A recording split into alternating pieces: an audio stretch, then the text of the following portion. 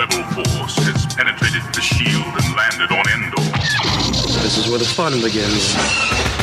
A long time ago, in a galaxy far, far away. This is Rebel Force Radio. Your source for the Force. Star Wars news and commentary. With Jason Swank and Jimmy Mack. I've seen Star Wars 500 times. Star Wars #1! This station is now the ultimate power in the universe. I suggest we use it. Now it's time for Rebel Force Radio. We would be honored if you would join us. All right, we are definitely in the final countdown now. Ahsoka. Just days away. We got some breaking news as the premiere date. There's a little change in the schedule. We'll have all that for you here later on in the program. But don't worry, it's not going to change the Rebel Force Radio after show schedule. No. We'll be here on Wednesday nights, 8 o'clock Eastern, for the Ahsoka After Show. But there were some fan whoop-de-doos that went on recently, and I think they're trying to close that gap from the time that some of these screenings went on to when the general public is going to see those two premiere episodes. They did that with Kenobi, if you remember. They had the Kenobi premiere at Star Wars Celebration, and then it was, hey, surprise, we're going to release it a little bit early. So kind of a similar move. So we got lots of Ahsoka news. There's some new footage, brand new featurette that came out that really focuses on Dave Filoni really taking center stage in the spotlight as he brings this new series to life. Jon Favreau, by the looks of this little featurette and some of the PR that's going around, taking a little bit of a back seat.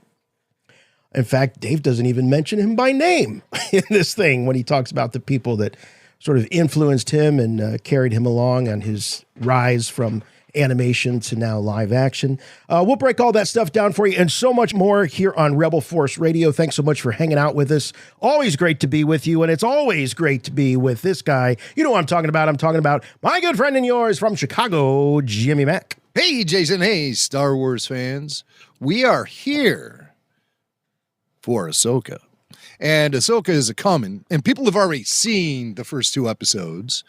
There's been big fan screening events happening this week in California, at various places, at the Disney Park, at Big Rock Ranch, at where else did I see people gathering? Oh, at the El Capitan, right there in Hollywood. So some early reviews are in, and they've been positive. They've been really, really. Oh, they're not embargoed? Positive. People are talking about the show? I don't know about an embargo. They did not share any information with us, nor did they share an invite to any of these fan screenings. They know we're going to watch and do the after show every week anyway. What? You know, I prefer it that way. I prefer to see it when everyone else does.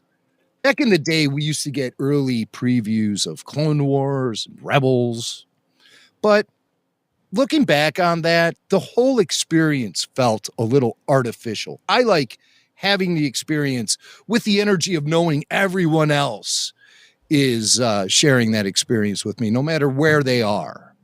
Yeah, remember they dumped the whole Bad Batch season on various sites up into the finale, and it's not how I would want that experience to have gone. It was much more fun to speculate with everybody week to week, and rather than to see it all at once, or most of it, at least. That's the balance of the Force. When things like that start happening, the Force falls out of balance. And Disney is scratching their heads going, why do we have to close a hotel? But here are a few reviews, and they are positive. Okay. Here's one. These are spoiler free. I just watched the first two episodes of the Ahsoka series. It's a true visual spectacle. Rosario Dawson is phenomenal as the titular star. The fight scenes are epic and heart-pounding. The story has a rich history and great themes about second chances. What kind of outlets are these? Are these fan outlets or no? Are these are actual critics? These are critics. Okay, these are our early critic reviews. Initial Ahsoka thoughts. Dave Filoni lovingly brings his rebels to life in a story that embraces mythology, magic, and lore in a way that could turn off, say, Andor fans. See, the back and forth now, Right. I love this. I love this that Andor somehow represents some far fringe part of fandom. This doesn't make any sense to me at all, considering that Rogue One is widely considered, if not the best, one of the best entries in the whole Disney era. For sure. I don't get it. It's not a stretch to me that there would be people digging Andor. We loved it. I like them both. I mean, it's both Star Wars to me. And we've already known for years that the plan has been to present Star Wars in many different ways, shapes, and forms. I just love how media likes to pit them against each other. In this corner, not for the Baby Yoda crowd, it's Andor. And in this corner, it's magic, myth, and mythology, Ahsoka. Yeah. I'm watching them both. I guess, no matter who wins that fight, I win. That's exactly right. There's plenty to go around for everybody. But I just don't think that the two are mutually exclusive. They're telling stories in very, very different parts of, one, the timeline, and two, with different types of characters that aren't exposed to the magic and the mythology of what's happening with the Jedi and all of that. So it's different points of view. And that goes back a long way, that many of the truths we cling to depend greatly on our own point of view. That's right. Well said, Jason. I have a few more here. The first 2 episodes of Ahsoka are very good. It really does feel like Star Wars Rebels Season 5. Great news for fans, but others might feel a bit lost at first. Rosario Dawson plays Ahsoka perfectly. Hera and Sabine, solid. Intriguing villains, adorable loathcats. Oh. Come on, stay focused here. I have heard a few people mention the loathcats in this. Yeah? Like, they're waiting for you over at those Disney parks with barrels full of those things. I'm sure. For you to $19.95 a piece. Yeah, you're fitting the demo perfectly. I enjoyed the first 2 episodes of Ahsoka, and the best part about it is that it's focused on telling one grand story. I've never watched the animated show, so I don't know the ins and outs of these characters' backstories, but their dynamics are clear. How do they know that? How do they know that they're just telling one grand story? You've seen 2 episodes, whoever you are. There's 8 episodes in this thing. Yeah. It might spin off to less grand storytelling. Yeah, you don't know. A lot can happen in 8 episodes. I hope so, but I mean, a lot can happen. These people are just rushing to gush, I think, a little bit because they were invited to advance screenings and all of that. I'm excited, and I hope that I'm as enthusiastic as some of these, but geez. Okay, here we go. I thought I saw one that wasn't so really flowery, or was it YouTubers? No, I'm not even looking at who's saying it. Okay, here it is. The first 2 episodes of Ahsoka are a mixed bag. A gorgeously crafted continuation of the world and characters from Star Wars, The Clone Wars, and Star Wars Rebels, mixed with mediocre writing. The characters are not invested yet, particularly the villains. Great potential. So he thinks it's all right. There's room to grow. Measured. That seems like a more measured response. There's room to grow for him. But if I find some other good ones, maybe I'll pepper them throughout the show. Yeah, right. All spoiler free, of course, so don't worry. Yeah. So far, from what I can tell, people are being kind, and they're not giving us full balls out, heavily detailed reviews. But, it's a long weekend. Right. So people might be talking. So be careful. Well, when you dive into the internet, if you want to remain spoiler-free. Yes, and we're all very excited about the premiere of Ahsoka next week. As I say, the Rebel Force Radio after shows will be coming on Wednesday nights, 8 o'clock p.m. Eastern Time, unless otherwise indicated. But that's what we're going to be shooting for. So make sure you're subscribed to the Rebel Force Radio YouTube channel and following us on our socials. In fact, we're so excited this week that we need a little bit of help. And we don't often do this, but we're bringing on somebody to hang with us for the first part of the show. And he's a good friend of us here at Rebel Force Radio. We've just became absolutely enamored with him. back at Star Wars Celebration when we first met him. Especially, Jimmy Mack saw this. He's like, where has this guy been my whole life? And I'm, of course, talking about Baby Belushi joining us. And hey, man, how's it going? Cracking the beer. Yeah. Well, good to see you, man. Thanks for taking some time out to help us count down the days till the next big live-action Star Wars event, Ahsoka. What's your take? What do you think what's gonna happen here? I kind of stayed away from the trailers. I kind of wanted to go in blind because I feel like the last few things I've seen trailers for, they tell too goddamn much of the story. And I'm like, I go in and I'm like, I know 50% of this. I'm like, I don't want to, or you'll see something that happened in the trailer that maybe deceives you later on. You know what I mean? Maybe you thought somebody died or something happened. And then you're like, no, I know there's that shot in the trailer where you see them. I'm like, fuck. Trailer tricks. Yeah, trailer tricks. Yeah. Rush to Gush, trailer tricks. You got, let me tell you. You got to coin and phrases. You got to put some stamps on them, make some money on them.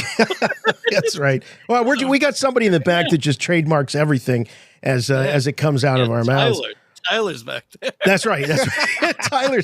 Tyler's on legal Zoom, trademarking all this stuff. But anyway, no, it's really great to have you hang with us. I know that you guys were looking forward to hanging out at the Blues Brothers Festival. We covered this last year, and I'm so sad to have found out that it's not happening.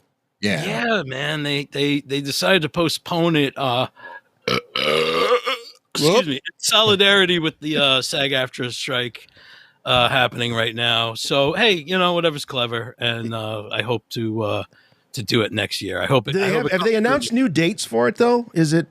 They said late spring, early summer, but I think they're assuming like that's when the strike will be over. Like it's just a weird ballpark to throw. What if it's not over by then? Are they going to? What if it's not over?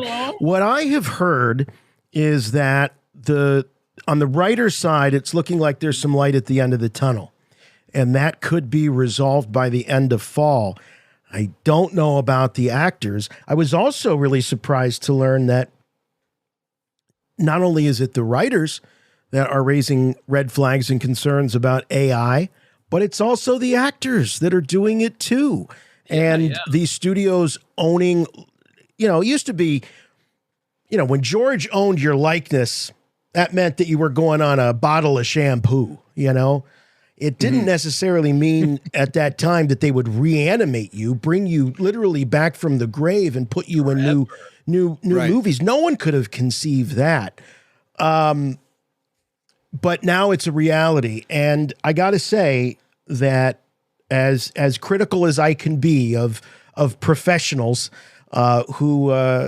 professional people that get paid lots and lots of money unionizing, this is serious stuff. And I really do sympathize with this because I think this is where the technology outpaces our ability to use it perhaps appropriately, ethically, and all of that. So I hope they can figure it out, but it's not easy stuff.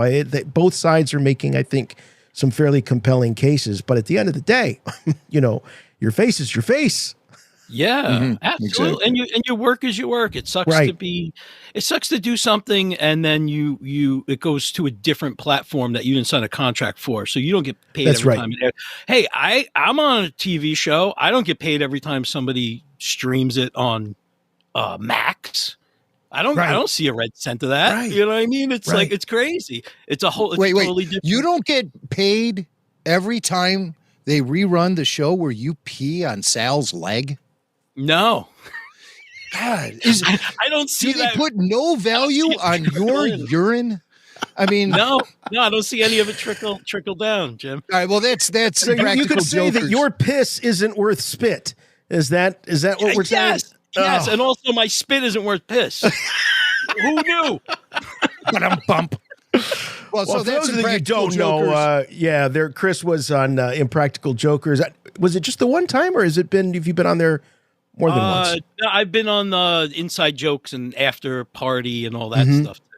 but a lot of my artwork is on there. I do artwork for the show. So when you see them selling products and stuff like that, a mural on a wall, stuff like that, like I designed that or I did the actual piece. You know what's really interesting about when you bring up Impractical Jokers, it's a reality show, so to speak.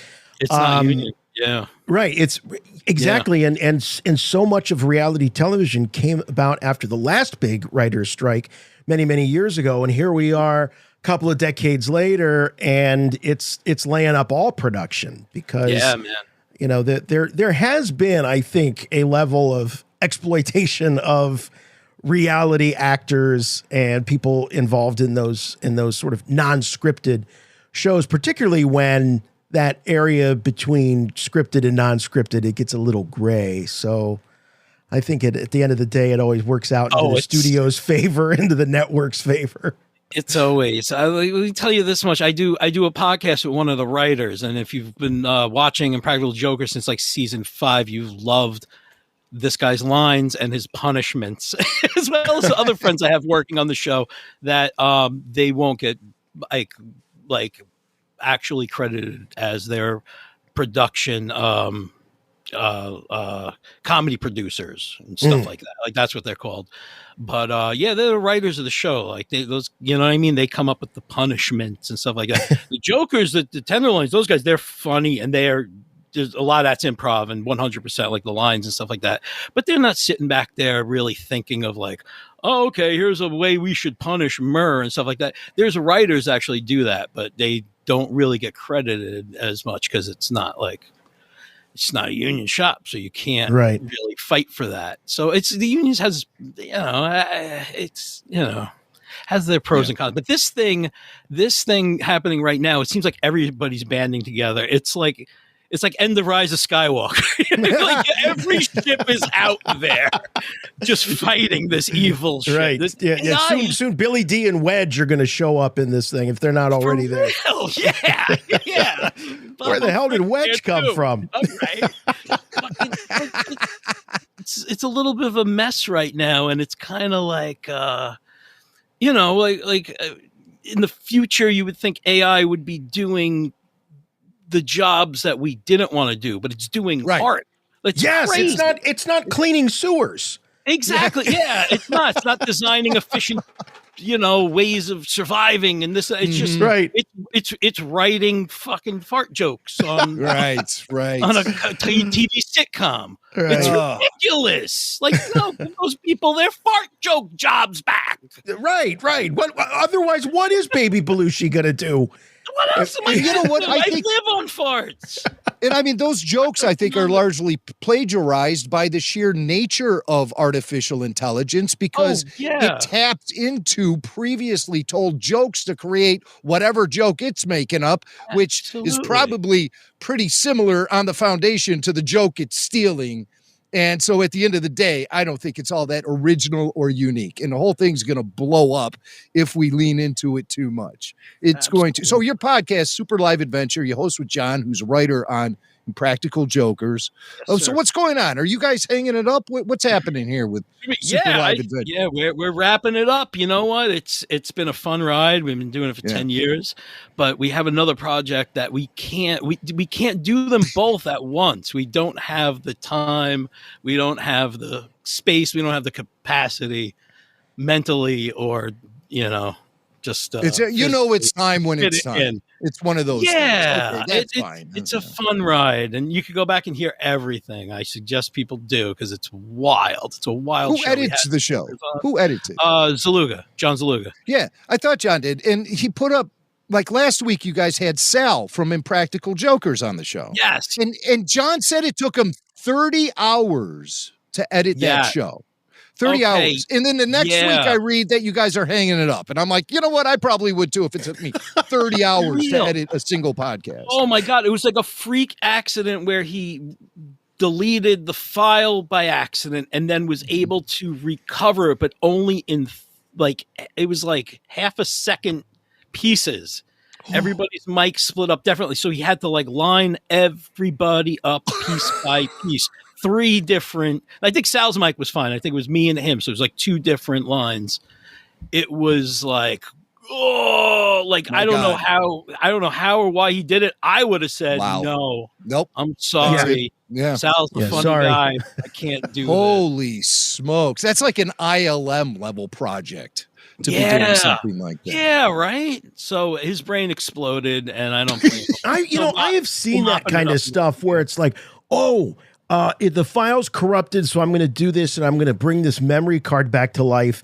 And by the way, the audio file is now 5,000 30-second audio files or something ridiculous. Like, who writes software that's your backup?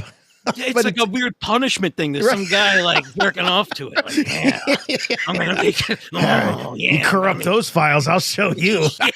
They're really corrupted. All right. So the reason settle down.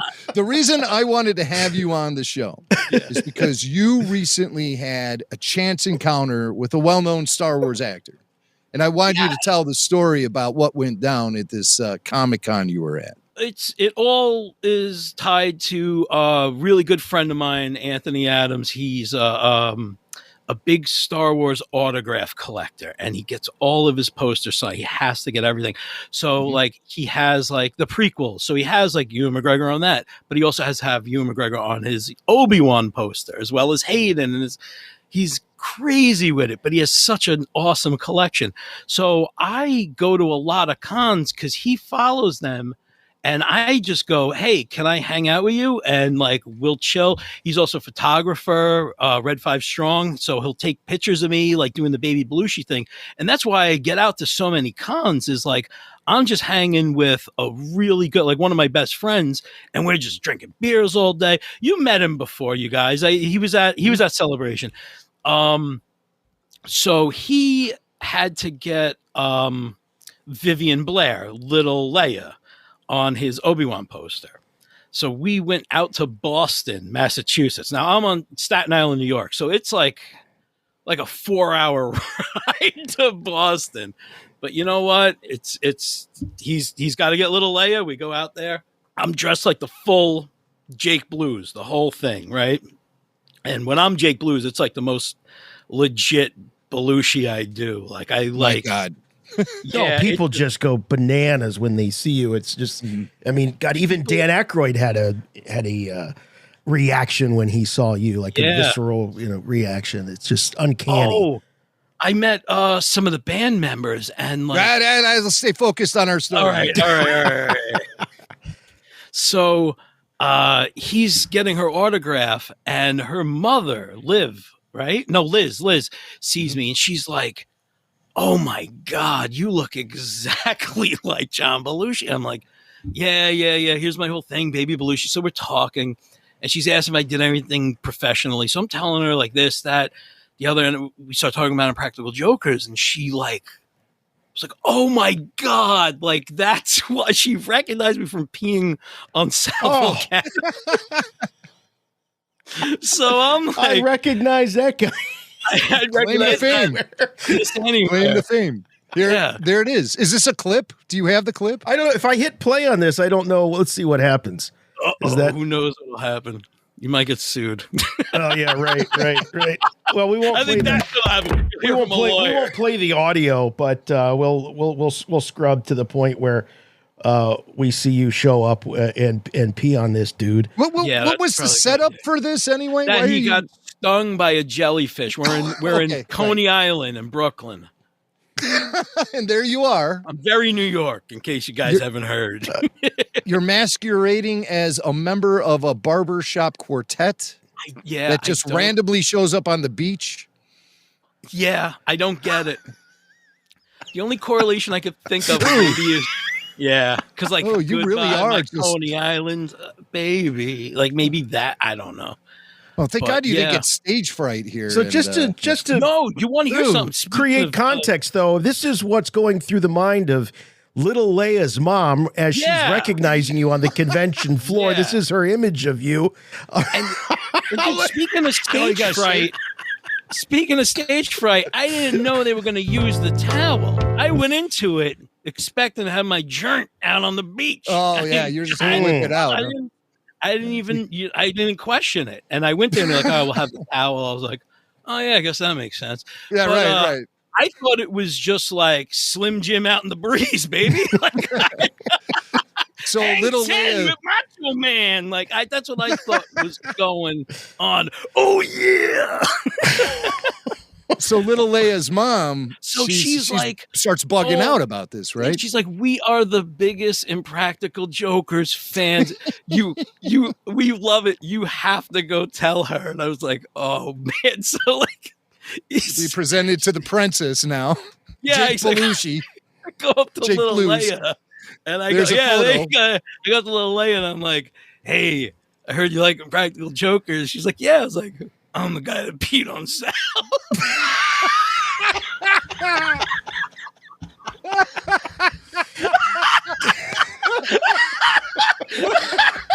And tell us how she reacted. She was like, oh my God. Oh, no, I love Practical Jokers. So we're talking. It's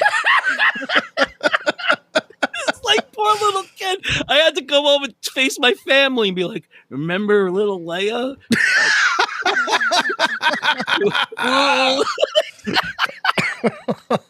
Oh my God. I had to go home, man.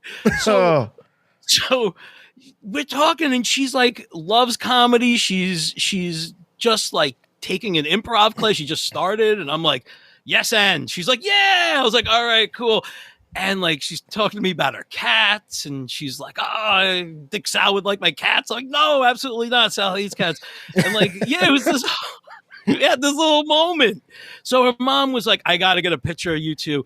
And you know what? Every time I'm dressed like Jake and I see a Leia, I get down on my knees and beg for my life. I did not do it with her because that's like that's really kind of gross. Well, yeah, I guess with the child. I was like, yeah, no. I'm like, come here. So yeah, we took some pictures, and my buddy who paid for her autograph and was just like, oh, can I take a picture? She's like, yeah, go ahead. So you got like a free picture. Oh, that's even better. Look at you. You already paid for the gas that he spent in getting you over from Staten Island to Boston. Yeah. That's cool, man. Do you know why Chris gets on his knee when he sees Leia, Swank? Yeah, it's out of Blues Brothers with Carrie Fisher. Yeah. There you go. There you go. The famous scene in the sewer. Yeah, begs for his life because he left her at the altar. Right. She's got like a bazooka pointed at him, doesn't she? She's trying to kill him the whole movie. Yeah, you Star Wars guys and gals out there listening, if you never checked out Blues Brothers, you would love Carrie Fisher in this movie. She steals it for me. Like, but it was shot between Empire and Jedi. Yes, yeah. Carrie just looks fabulous in the whole movie and is in some of the funniest damn scenes. One of my first crushes. You've been posting a lot of pictures of Baby Belushi on your socials, and they've been so great lately. I mean, it's been tricking me. You know, I'm like, that's John. That's John. No, it's Chris. Yep. Oh my God. You know, I've never done an album like that. And I decided to just upload everything all at once. And it's like 300 pictures. It's like, that's a lot. It's years. It's wild.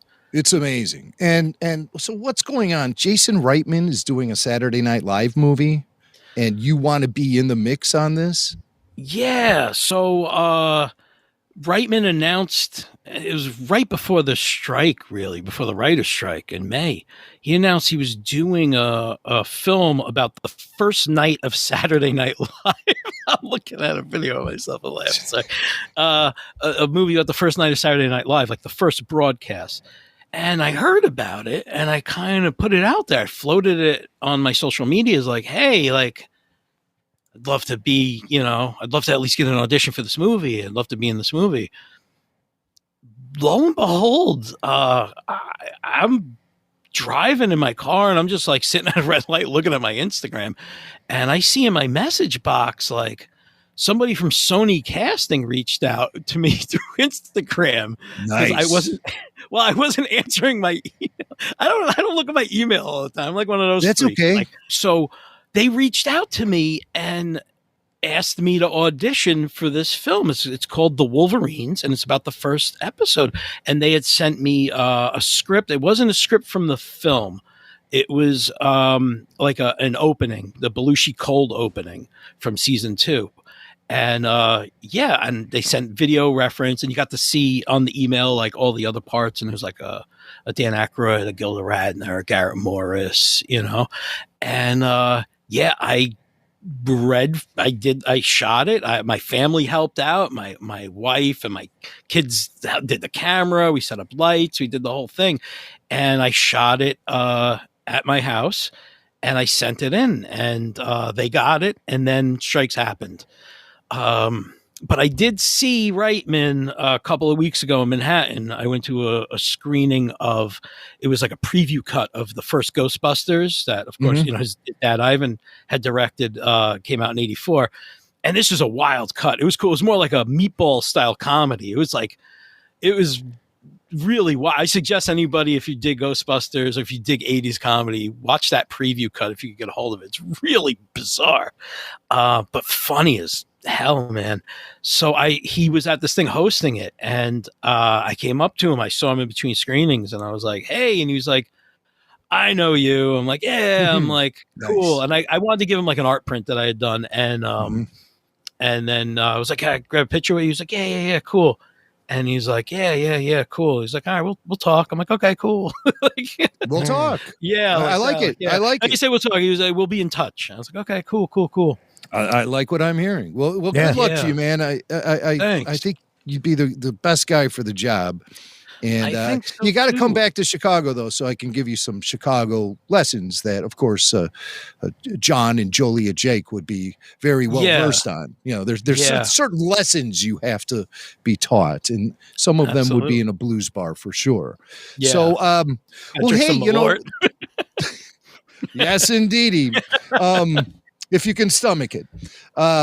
You're not the only guy, though, who's going out to conventions and stuff. I was at Fan Expo Chicago this past weekend, and I wanted to walk you guys through some of the celebrity encounters I had along the way and some of the Star Wars laughs that occurred. Jason, I gave you a little slideshow. Yeah, I got it right here. We'll just show some photos and videos here. Here's me and Todd Stashwick hanging out at the Galloping Ghost as Todd was coming into town. He reached out to me, so we met up Wednesday night.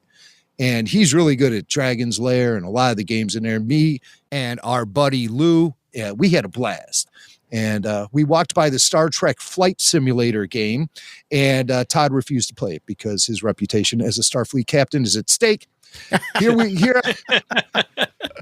the Saturday. I'm with the boys. We're at the con. That's my buddy Kevin from Blurred's Underground. There I am with Loki. That guy was, we had a lot of laughs with him. There's a snow trooper.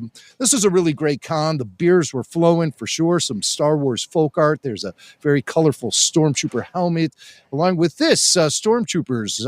I love wading that. in a lake fishing. There's Katie Sackhoff.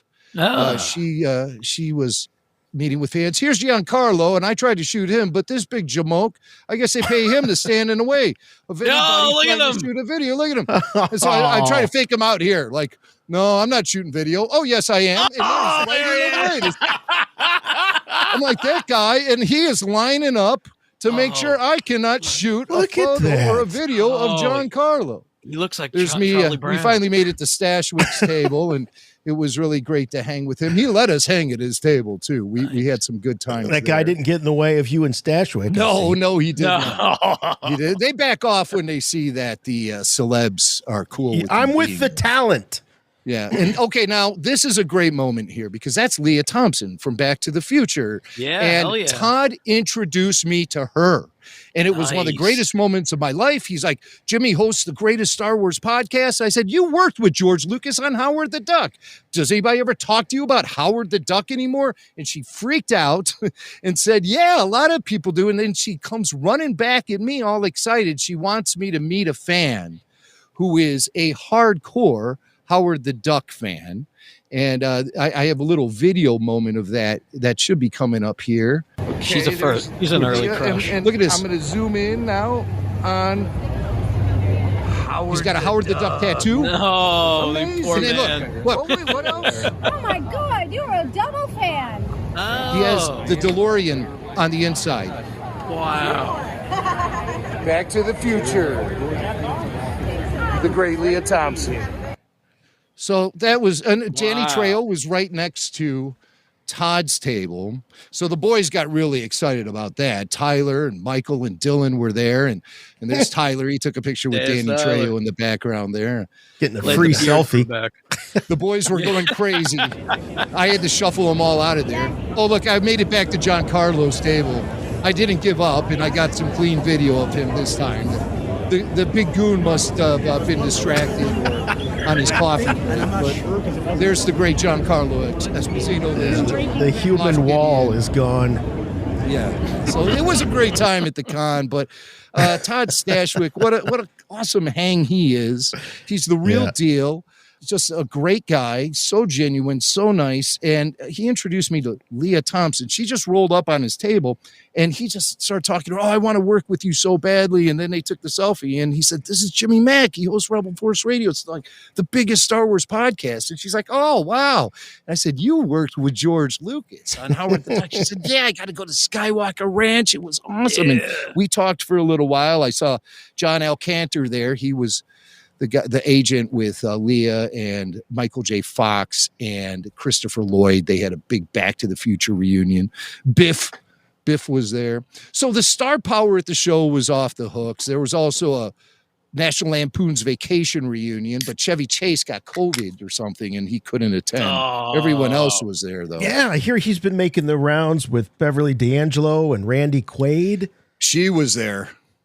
And so was Christy Brinkley. Holy smokes. Oh, yeah, right. Christy Brinkley's doing pictures. Yeah, I saw that. That's wild. Could you go back and tell, 12-year-old me, 15-year-old me that? I'd be like, holy moly. Sorry. For me and Stashwick, that Leah Thompson moment, I mean, he obviously knows her and he's professional and everything. But, I mean, we both were having sort of like all of our Gen X dreams come true just by being in her mere presence. So I thought that was great. And I'm going to watch Howard the Duck again tonight. So I'm going to force myself to. Hey, Chris, why don't you stick around and listen to this voicemail with us and you could weigh in your opinion. I'm sure it's going to be Ahsoka based. Oh, yeah. You know it. Well, let's go to voicemail. See what's going on in the mailbag. You must contact me. Play back the entire message. What message? Message after the message. The Emperor commands you to make contact with him. It's a trick. Send no reply.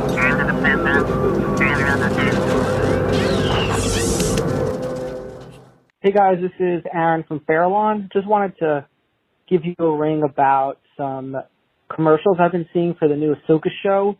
They've been utilizing Yoda's words to Mace Windu during the funeral pyre for Qui-Gon during the Phantom Menace, where he explains the Sith rule of two, talking about always two there are for the Sith. But these commercials have been using that dialogue to talk about the relationship between like Jedi Masters and Apprentice, particularly with Ahsoka and Anakin, and then also showing images of other famous Jedi Masters and Apprentice. And it's been really bothering me because I don't understand why Lucasfilm and the marketing team would use the Sith rule of two to market the Ahsoka show unless there's some particular story reason for it, which I cannot figure out. So my question to you guys is, do you think this is just poor marketing, marketers not understanding Star Wars canon, or is there going to be some kind of interesting story canon involving the Sith rule of two in the upcoming Ahsoka show? Looking forward to hearing your thoughts, guys. Yeah, I think, we'll have a little bit more on that later on in the program because we've got some clips of some of the things that our caller is referring to. As far as the rule of two and the Sith, I think that, look, this marketing campaign is a lot like when you're watching a TV series from week to week and they do the recap in the new episode, and they always show you the parts of the previous episodes that are going to be somewhat relevant to the episode that you're seeing. So it might be something that you haven't seen for several episodes yet, and that's going to come back. So I think it's kind of like that. I think our caller's right that there's a reason behind it. I don't think it's just bad marketing or accidental marketing. I think what the mark. I think what Filoni's gonna lay down on us is something in between Jedi and Sith with these with these inquisitors or former inquisitors or whatever the hell they are. We don't know exactly what they are. Baylan Skoll Former is Jedi. an ex-Jedi. Right. Baylan Skoll Fallen that's Jedi. confirmed. Yeah. And then we have the Inquisitors, which we know were just tools of the Empire. But what I'm saying, we don't know what Baylan Skoll is now. We know he's a former Jedi. Right. So what I'm saying is that Filoni is going to be creating a new category here. Right. And so that's why we need to know what existed before, which is this very strict rule of 2 and how these are in defiance of that to some degree. Yeah. And you have the shadow of Anakin over the whole thing as well. Yes, absolutely. Which they're really leaning into. Yeah, recently. they gotta be, of course. I mean, that was like the breakout of Obi-Wan, besides little Leia. His loyalty lies with Leia. Hey, a lot of times you can draw inferences or find clues when they recycle old dialogue and then they place it into trailers. And it could lead you down a path of discovering what might be happening in the show or not, because the one example I think of that is sort of a fail is in the original Force Awakens trailer when Luke says they play the old dialogue of Luke. He said, "The Force runs strong in my family. I have it. My sister has it. And you have it too." It's like kind of a fake out there when they might have still been considering Rey actually being a Skywalker by blood. Right. They got confused throughout the development of the story on how that would go down. And it just led to mass confusion at the end. But so that's one example where it didn't quite pan out. I used to like when they play old Obi-Wan clips. Wouldn't they do that in the prequel? For the prequels, yeah. Yeah, before the dark times. Like that was killer stuff. Yeah. That was killer stuff. Yeah, man. So you never know what path that might take you down. But I think that I lean with what Jason said, where it's more to show how things have changed as far as approach to using the dark side of the Force, as opposed to being locked down by the rule of 2 that the Sith had laid out. Baylan Skoll and his apprentice are taking a different approach. Maybe it is a rule of 2 still. I don't know. We'll find out. Well, and we have not really had anything at this point replace the Sith as the ultimate evil in the galaxy or a force to be reckoned with. So they need, I hate to say it, they need some different villains. They need some different people to face off against the good guys. Yeah. So maybe this is going to be another branch of Force user, not quite Sith, certainly not Jedi, that will enter into, could be this Filoni film that's coming up in the Mandoverse and that sort of thing. So they can't spend the time between the Filoni-verse and the sequel trilogy, can't spend that whole time fighting one Sith that pops up here or there. There's got to be more villains in the galaxy. As long as it's not the Yuzan Vong, I'm fine. I don't know. I'm not a Vong hater. I say save that. Yuzan Vong always felt very Star Trek to me. They didn't. Yes, exactly. Yeah. It's very Star Trek. It just doesn't. You know what's funny is I laugh at the people that are like, "Oh, Andor, it doesn't feel like Star Wars." It's like, shut up, man. But then I'm like, Yuzan Vong, that doesn't feel. It doesn't feel like Star Wars. No, it doesn't. What if Yuzan Vong show up in Andor? That could shake. Oh my God! Can you imagine? God, blow my mind. There'd be so many fans who would go, "Well, now this show's getting good." Now it's finally. Hey, I have a couple of maybe more balanced early reviews here of the Ahsoka series. Okay. This one says, I think Ahsoka has a lot of potential. As a Rebels fan, I felt a connection to it that was truly special, and yet it's hugely epic at sometimes and oddly flat at others. Sabine is the standout, though, and by episode 2, I was fully sucked in. It could go south, but I don't think it will. Okay. All right. That's a little more not so butt kissy. Yeah. There. This guy says a promising start for Ahsoka with many cool elements that expand the Star Wars universe and feel different from Mando. Ep 1 has some slow moments, including a MacGuffin, but Ep 2 really gels. Sabine is a standout. I think those meeting her for the first time will really dig her. So we got two. We got two for Sabine here. Yeah, it seems like Sabine is really getting a lot of love in these early reviews. Yeah. Natasha Leo Bordizzo. She's already making a big splash in Star Wars. This guy says, I enjoyed the first 2 episodes of Ahsoka, and the best part about it is that it's focused on telling one grand story. Again, another guy. Oh, this maybe I already read. That's the same dude. That's the same one guy. big I'm story sorry. guy. One big story I got guy. to see the first 2 episodes of Ahsoka. Totally The right. visuals are most impressive. It's easily the most cinematic Star Wars series yet. No surprise, it's packed with references to Star Wars Rebels and Easter eggs. Fans deep in the lore will love it. Okay, I like hearing that. Cinematic. Right. That makes my ears perk. Like, ooh. Yeah. And a lot of people are saying that there's a richer quality to the cinematography as opposed to things like the Book of Boba Fett or the last season of Mando.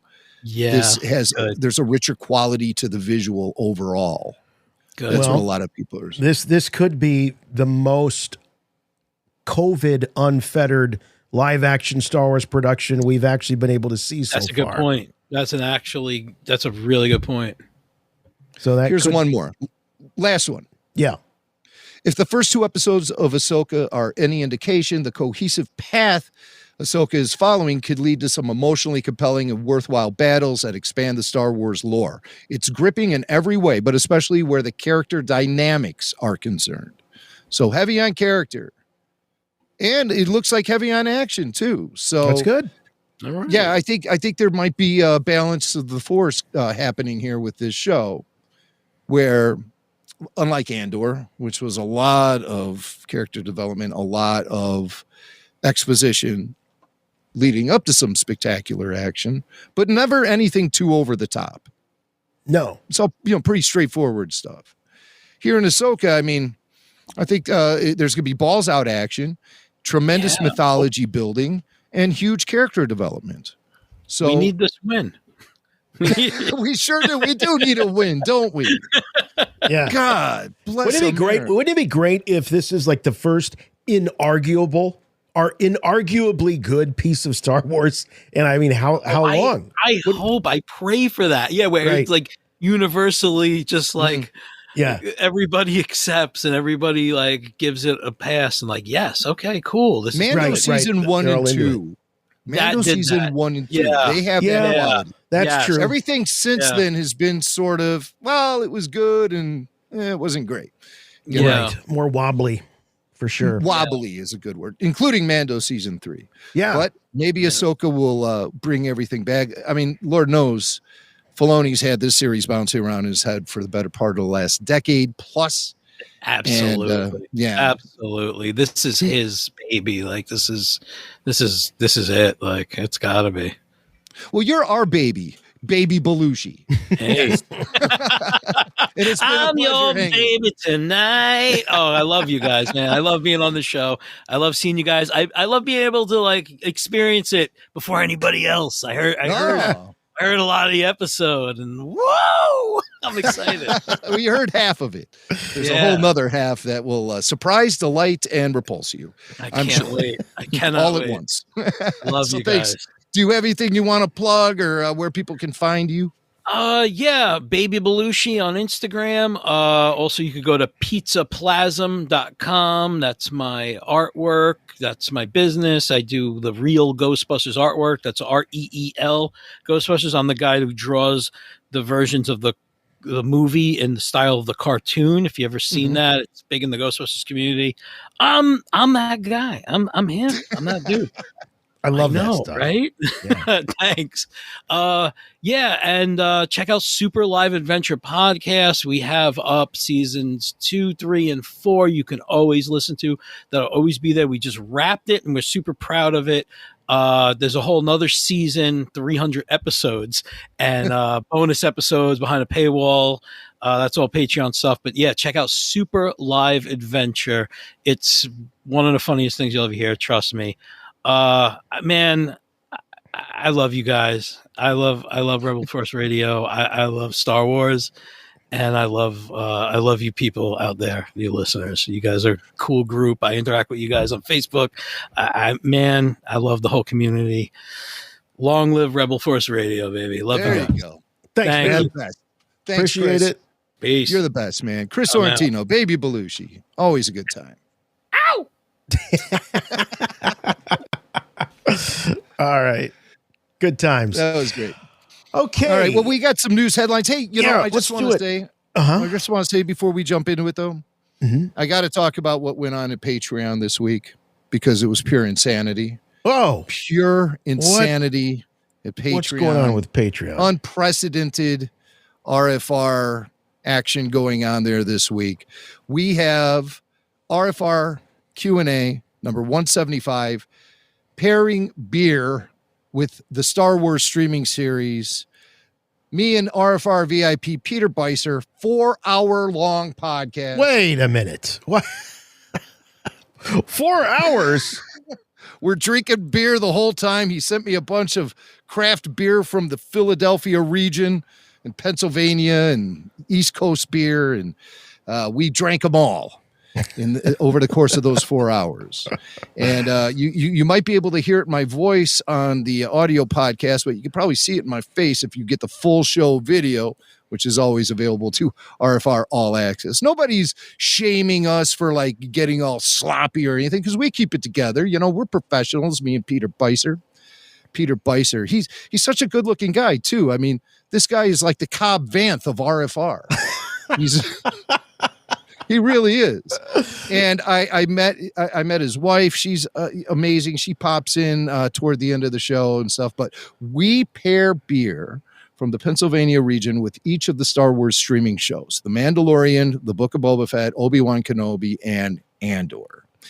And the tangents we go on are spectacular. We talk about a little bit of everything. We even talk about why I chose a career in audio. I mean, what sort of like natural events happened to me to lead me toward a career that's based in audio. So there's all kind of wild discussion in that show. Some of it I even remember, but I'll tell you right now, I'm still feeling it. I'm still feeling I would it. say so. 4 hours, nothing but beer and Star Wars. Yeah. But yeah. Hey, if you're looking for an excuse to have 4 hours of suds in the wars, you might as well download the latest Star Wars Q&A, RFR Q&A from the Patreon, exclusive Patreon pantheon of podcasts. How's that? There it is, a pantheon of podcasts. But it was a great time. We also have RFR RPG, a new episode of that. The Adventures of Podcasts continue. That has not dropped yet, but that will be dropping perhaps over the weekend. And more RFR Q&A coming up in the upcoming week with Joe Dallas and all kind of fun stuff. So we have a great community over there. Join us there, patreon.com/Rebel Radio. And you can get ad-free shows, early release episodes, full show video. It's the only place you can actually watch us record the entire show. You could have been watching that whole interview with chat with Baby Belushi. Not just listening to it. Yeah. He had props. He had beers. He sure did. And burps. Yeah, he would have fit in real well with me and Beiser on the Q&A there. I think I let loose a couple rumbling belches into the microphone. And man, did that feel good. But it was just a phenomenal time, and more to come on RFR on Patreon. So you want to check that out. Tons of bonus podcasts. The whole thing is there.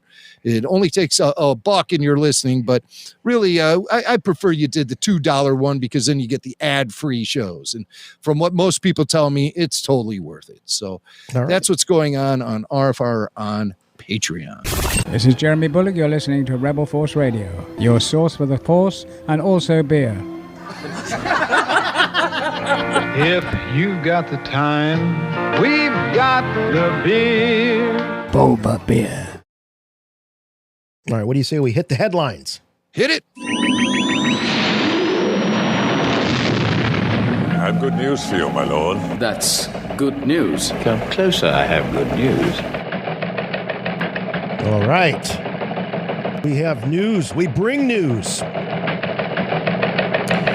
I think it's good news. Good news. This was something that sort of broke right before we started recording the show this week. According to the official Star Wars channel over on Twitter or X or whatever the hell it's called, that the previously announced August 23rd, Wednesday, August 23rd premiere for the first 2 episodes of Ahsoka has been changed.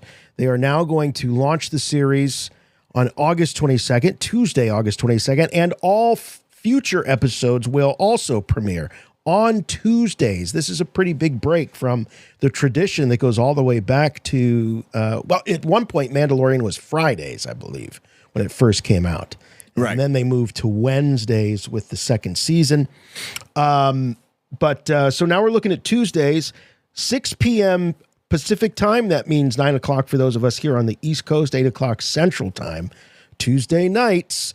So, Jim, what this does avoid, as pointed out by our good buddy and fellow Jedi Council member Kyle Newman, this avoids the situation where you wake up in the morning and a bunch of early risers have already seen the episode and spoiled it all over your social media feed. So now it sort of equalizes it a little bit, puts it on into the evening hours. And so this is an interesting play to not release it first thing in the morning. And that goes for not just Star Wars and Disney Plus, but it's been a pattern for streaming series to put it out at like midnight local time and let it go. Well, I don't know why they do it that way. Maybe they're more concerned with an international audience or something. But I'm happy to see the Disney company is keeping their eyes on the prize, and that is the. I don't mean to sound like the arrogant American here, but this stuff is produced here. The majority of Star Wars fans are in the United States, and I think it's wise to focus on the primetime hours to release this material and make an event of it. Yep, it'll become event viewing. Now everyone has a targeted time where we'll all be watching at the same time, if possible. And if not, you catch it on delay, whatever. But at least it'll be there in a reasonable hour. I guess in international markets, like in England, the shows would traditionally then drop at 8 a.m. And that to me seems kind of, a hassle, even for because, a lot of people, that's crunch time in the morning where you're getting the kids out to go to school before you get yourself out to go to work. Or if you're a kid, you're getting ready to go to school. Everyone's busy in the morning. And it just seems so crazy. Why not make an event out of it?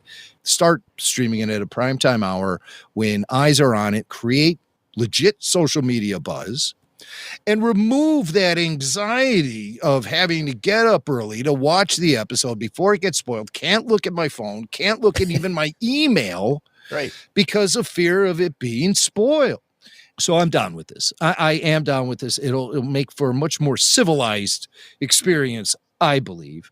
And so that'll drop at 6 p.m. Pacific time, 8 p.m. Central, 9 p.m. East Coast. Yeah. Now what we're going to be doing, though, is sitting there and refreshing the app on our Apple TV or our Roku. At least I will be. Whereas before, I didn't have to worry about it because I knew it would already be up by the time I was up and moving around. Yeah. So, I wasn't. You did that a few times, I believe. Yeah, that's no big deal. I did that a bunch of times. Yeah. What would be frustrating is when they would be late. Oh. It'd be like, come on, I stayed up till 2 a.m. for you to drop this, and now it's 2:20. Where's the show? You never know how long it takes to spill out there or whatever. Or maybe they just make it accessible to only certain subscribers and then other subscribers, so it's not just like a mad crash on the system. I would think there might have to be some sort of parsing out of it, to avoid that. And certainly they're going to need to do that now, I would think, because they are creating destination appointment viewing here. There you go. And that's what we want. So I think it's the wise move. I think it's a healthy move. And it's a shot across the bow at broadcast television a little bit. Well, the numbers are out. Streaming is already pounding your traditional primetime network viewing. it's the numbers have drastically shifted. The table is tilting towards streaming now, and it's only a matter of time. Right. And with the strike, there's no new fall must-see TV. So Ahsoka is going to own the time slot because there's nothing else to compete with it, at least on the broadcast side of things. I don't think. I mean, I don't even think the reality shows. We were talking to Chris earlier. I don't even think they're going to be available with new material that hasn't been already it's not already in the can. And we know that I don't think any of the fall stuff had already been shot. And then before you know it, they'll have nothing to put on TV except things that they create for streaming series. Like we'll be seeing the network debut of Mandalorian Season 1 because they have nothing else to put there. Oh, yeah. And that's really interesting. And that could really signal the death of network television. Well, they did it with Andor. Remember, Andor got an ABC primetime slot. Yeah. Just one episode, though. Right. Yeah. So, but I'm happy with this. Again, this will not change our schedule. We're going to stick to the Wednesday night. We checked in with Kid Blake, and that's what he preferred. So that's what we're going to go with. Yep. He calls all the shots when it comes to the after shows from now on, and and that's fine with us. Yeah. So that'll be great. That's 7 p.m. Central, 8 p.m. Eastern time. Make sure you're subscribed to Rebel Force Radio on YouTube and following us on the Facebook and Instagram. I don't know what's going on with Twitter. If Elon Musk is listening to this, can you help us out? We seem to be locked out of our Twitter X account. So, have you tried to get into it? No. I mean, no, I haven't tried because I didn't want to further complicate things. But if the old credentials don't work, I received some response from them. It's just it's just wacky. So I mean, I've gotten to the point where I'm not even trying anymore. I'm so fed up with Twitter, to be honest with you. When I look back at all the years of agony that stupid website has caused me, I don't even know why I even try. So I've just been posting show information on my personal account at Jimmy Mac Radio. So you can follow me there. I don't care. Because I'm really just fed up with Twitter. I got to be honest with you. Yeah, but you can find it all on Instagram and Facebook. And that maybe that just is the incentive that we need to just get the information out on Threads too. So Threads is growing. And I don't have any problems getting into Threads. That was easy. I've not even looked at Threads yet, but I'm going to start looking at that. Yeah, they make it real easy. And also YouTube offers a good system for putting up posts. Yeah. So I'm trying to make sure that we're putting our news out on all these different channels. If it's not Twitter, it'll be somewhere else. Yeah, you'll find us. And of course, rebelforceradio.com. All right. So this promo, this was released last week, I believe, late last week. This new one on YouTube. I believe it was YouTube. They're all over the place. They're on some of these various sites are getting exclusives. They're cutting up so many different trailers and spots. And I guess you wouldn't call it a full trailer, but spots, TV spots, Instagram spots. Everybody's got a spot. But this one is particularly interesting. Not so much for the footage, because most of it is what we've already seen, but for the audio. So why don't we go ahead and listen and watch this one, because there's a very familiar voice that you're about to hear. Everyone in the Order knew Anakin Skywalker. Few would live to see what he became. By the end of the Clone Wars, I walked away from him and the Jedi. In this war, you will face more than just droids. As your master, it's my responsibility to prepare you. I won't always be there to look out for you. I could use the help. Once a rebel, always a rebel. Don't be afraid. And trust your instincts. I know you can do this, Ahsoka.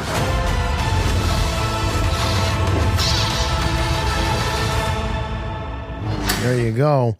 Hayden Christensen as Anakin Skywalker, once again lending his voice to this promo for the new series. So confirmation, if you needed it, now you got it, that Hayden will be a part of this series. Now, we don't know exactly what the context is for that dialogue. My bet is that it's flashbacks. I don't think we're going to see Force Ghost Anakin training Ahsoka or communing with her in any way. That all sounds to me like Clone Wars era Anakin Skywalker training his Padawan, foreshadowing that he won't always be there for her, et cetera, et cetera. So flashbacks are us here, I think, in Ahsoka, and not so much anything new. And by new, I mean an era of Anakin Skywalker that we haven't already seen. Yeah, I think that's a flashback to Clone Wars era Anakin, possibly via hologram, or maybe a flashback sequence that we get of Ahsoka training. Some people were excited and they were thinking, oh, we're going to get Force Ghost Anakin training Ahsoka. I don't see it. I think there's going to be quite a bit of flashing back in this series.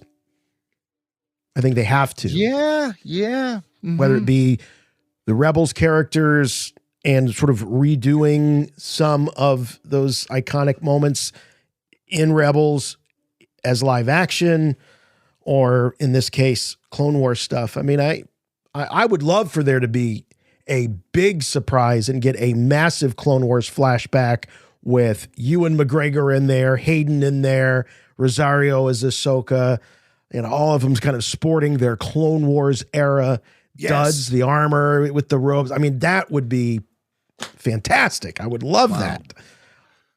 That would be a big surprise. But I think, Jim, you might be right that it's hologram or something like an old transmission. I know. That is a big surprise. And when you said big surprise, I was thinking Biggs, but that would be that'd be too big a surprise, I guess. So yeah, I would love to see that. I really would. I don't think it's going to happen, but boy, it'd be cool. Mm-hmm. Yeah. It bothers me that there are people out there who may already know. That's right. That's right. But no spoilers here on RFR. No. And again, I just want to warn you guys that some people might be spilling somewhere online. So while we don't have to worry about spoilers anymore on the day of the show being released this week, it's still kind of a different story. There are people who know. Hey, there was a great, about a 6.5, 7 minute promo that was put on, like a featurette, I guess you would call it. Yeah, we got trailers, we got spots, we got featurettes. You know what? You don't have to, because I did, and I brought you the best of it, and the best for Rebel Force Radio listeners. So this was like I say, about 6.5, 7 minutes, and it really focused on Dave Filoni and how Dave's journey mirrors Ahsoka's journey as being an apprentice. Of course, we know who Dave's master was. And so I have 3 clips here. The whole thing can be found on YouTube. I just grabbed what I thought were the 3 best highlights. And this first one is Dave reminding us all about Ahsoka's beginning, Ahsoka's origin. Originally, we didn't really know, exactly what the Clone Wars was going to be, and we made up our own little band of characters. There was a character that was a Jedi, and there was a Padawan, and thought, we'll put them on adventures. But, George had other ideas. He says, well, in this character, and he points to the Padawan we had, and he says, let's give Anakin Skywalker a Padawan. And I was like, Anakin doesn't have Padawan. And he just looked at me and said, Anakin has a Padawan. And that was basically it. That's how Ahsoka came about. Yeah, we actually have, we've heard that story before, and we actually heard it personally from Dave about when George grabbed that character out of the proposed lineup that Dave and the original creatives behind Clone Wars, they thought, if y'all don't remember this, they thought they were going to be creating a whole new cast of characters, and that the established legacy characters would be talked about. Maybe you might see them sort of walk by, or you might have a one-off episode where they pop in, but it was going to be very much a cameo thing. And George really switched gears and decided to make it about those characters, and snatched Ahsoka, this concept that Dave had for this Ahsoka, and gave it to Anakin as a Padawan. It's so telling about the way George Lucas formed stories in his head, where it's like, yeah, we got some good ideas, but it doesn't become a real story to George until he starts seeing the concept art and famously the maquettes. And, and then all of a sudden he sees it and he's just got this profound visual mind that can craft a story based on just coming eye to eye with some of this artwork. Yeah. And that's where a lot of it takes shape. I don't think they're making Star Wars quite that way anymore. And that might be kind of telling. Somebody might want to try, like a Dave Filoni might want to try, instead of so meticulously crafting things and putting them through focus groups or whatever they do nowadays, just stare at some artwork and see what happens. I'm sure that's part of Dave's routine. Yes. Well, he learned. But I don't know if he can quite pull it off like the master did.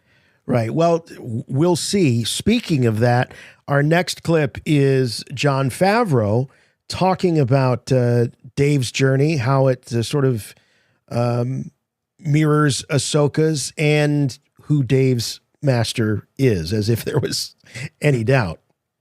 George visited the set when we were filming the lightsaber fight in the Japanese garden, season 2. And I think it was really encouraging of Dave stepping up to this role. And so George would turn to Kathy and myself and be proud of Dave. He was Dave's teacher, and Dave was his apprentice. Yeah, there it is. And I think, Jim, that probably uniquely, Dave Filoni is probably one of the few guys that could get George Lucas to come out to an active set where they're filming George-less Star Wars. I think I can imagine George being there for Dave and to see him take that step into that new world of live action. I mean, and the pride, you can tell. Yeah. As Favreau was talking about, he'd watch Dave and then he would look back at, Kathleen Kennedy, like, yeah, that's my guy. Well, it's a big win for Lucas because it was always his plan to teach these guys how to make Star Wars, and then he would walk away. Yeah. And right. That's George, right. Yes. George did keep his fingers in the pie all the way throughout the entire series. The guys like Filoni and all of them at Lucasfilm, they were surprised that George stuck around as long as he did with Clone Wars and kept developing stories and looking at artwork and coming up with plots in his head in a moment's notice. I mean, he just couldn't help himself. But that was always his plan from day one. Teach these guys how to make Star Wars and step away. And he stepped away, and these guys are making Star Wars. So finally, the guy that he taught to make Star Wars is getting the opportunity to really make it. That's something we didn't see with the features. We didn't. So that's see a that big with the win. features. And I wonder if George popped into the Ahsoka set ever. Yeah, it's a good question. Was that? We don't know. I mean, this is something that they might be sitting on to throw at us during the PR push once the series is out there. But, so that was George visiting the set of the episode of Mando that Dave, season 2. Yeah, right. that Dave had directed. So yeah. This last clip is Dave kind of looking back a little bit, as well as I think giving us probably the most detail yet we've had on what this story is going to be about. Ahsoka's new story. From the beginning of this series, Ahsoka is out there on the fringe of the galaxy. When she hears whispers of this warlord's return, she decides to enlist her friends' help. This is about preventing another war. You know who could help? Sabine Wren. I'm not sure she'll want to help. I'm telling the story about this mentor-student relationship that passes from Anakin to Ahsoka to Sabine. There is nothing easy about being a Jedi. It's quite extraordinary to bring this to life. So that's that. What do we know? What did he confirm? He confirmed that what sets these events into motion is Thrawn's return. Thrawn's return. It pushes Ahsoka back into the throes of adventure. She needs to get the band back together, so to speak, and pick up hopefully where she left off with Sabine, what we didn't see, which was this master-apprentice relationship that has been passed down from Anakin to Ahsoka, now Ahsoka to Sabine. So the $1 million question, Jim, that everybody is asking is, what does this mean? What does this mean for, do you got to have midichlorians? Do you got to be force sensitive to be a Jedi? Now, Dave never does say Jedi. He does say apprentice. Right. And there's more questions. Well, can you be an apprentice to a Jedi and not be a Jedi? Well, Ahsoka says she's no Jedi. So what do you make of all of it? That's it. That's it. She is no Jedi. And she's made that clear. She made that clear when she was facing off with Darth Vader. She made that clear when they were trying to access the Jedi Temple on Lothal. I can't do it. I'm not a Jedi. I mean, really, when you unplug yourself, you get really unplugged. At least she only unplugged herself from the system, the Jedi Knight system, the order of Jedi Knights. She unplugged herself from that. She didn't unplug herself from the Force. Now, Luke Skywalker, he unplugged himself from the Jedi Order and the Force. Right. And how'd that work out? So at least we have Ahsoka, who's not a mope, but she's not a Jedi. Right. She's not a Jedi, but she's not a mope. So there's a win there, I guess, for us as viewers. But I think that is going to be something that's going to be coming up in this series, her relationship to the Jedi Order and how that changed and how it evolved. And we'll get more, I think, down and dirty with that sort of stuff. When they're talking about character development and things like that, that's what I really think they're going to be leaning on, is Ahsoka and her separation from the Order and her separation from essentially her family, her life. You know, her whole life was built around being a Jedi. Hey, I have a funny comment here from Terry on the RFR official Facebook group. He goes, and this is something I think we talked about back in the day on the Rebels after shows and stuff. But Terry says, I just can't get over how a roughly 18-year-old Sabine is all of these things. Rebel, Mandalorian, former Imperial cadet, former Imperial weapons designer, bounty hunter, Jedi in the Ahsoka series, assuming, and of course, artist. It's an awful lot for one character. And I replied to him in the group. I said, all before she can even buy an adult beverage. Right. But that is quite the resume for an 18-year-old. That's what they called an overachiever, I would say. Oh, yeah. With somehow she has 48 hours in a single day to be able to do all that. we all knew that kid in school that played every sport, played a bunch of instruments, got straight A's. I think that was Sabine. Now, they were never graffiti artists, but what do I know? Well, we'll find out how a more mature Sabine is using all of this worldly experience she has. I'm excited to see a 28-year-old Sabine. Yeah, I really am. And on my Rebels rewatch, I am really refreshed that Sabine isn't coming off as abrasive to me as she did when I initially watched Rebels. I don't get as much a sense of that anymore. And I wonder why that is.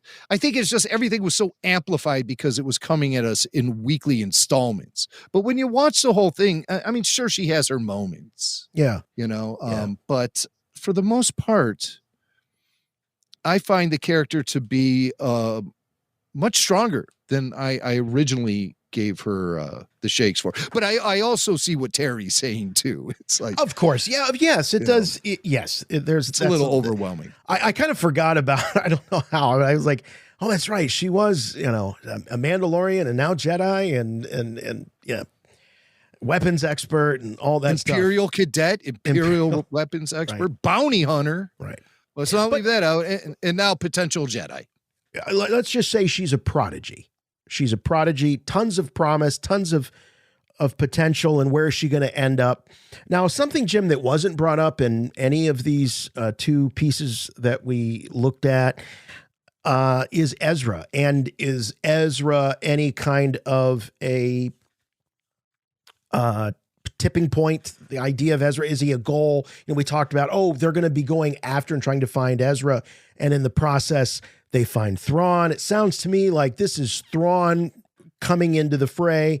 He's coming back, whether it's because of machinations put in place by Baylan Skoll and that group, or if it's just he finally found his way back. Basically Ezra is not in the lead paragraph at this point. He's somewhat of an afterthought. Is Ezra going to be an Easter egg, or do you think he's going to be a major force in this series? Yeah, I think he will be largely a major force on the plot. I just think there's so much potential with his character being gone for 10 years and his previous flirtation with the dark side via the hologram or the holocron and Old Master. Yeah, he was actually referring to Ezra as the apprentice, but that relationship didn't really stick. However, he did sit down with Maul and they melded a Jedi holocron and a Sith holocron. Right. And it like melted their faces and stuff. They got blown away by that whole experience. And so, yeah, he's had these flirtations. I wanted to see more of that in Rebels, actually. I feel like he got cured of his dark side-itis way too quickly.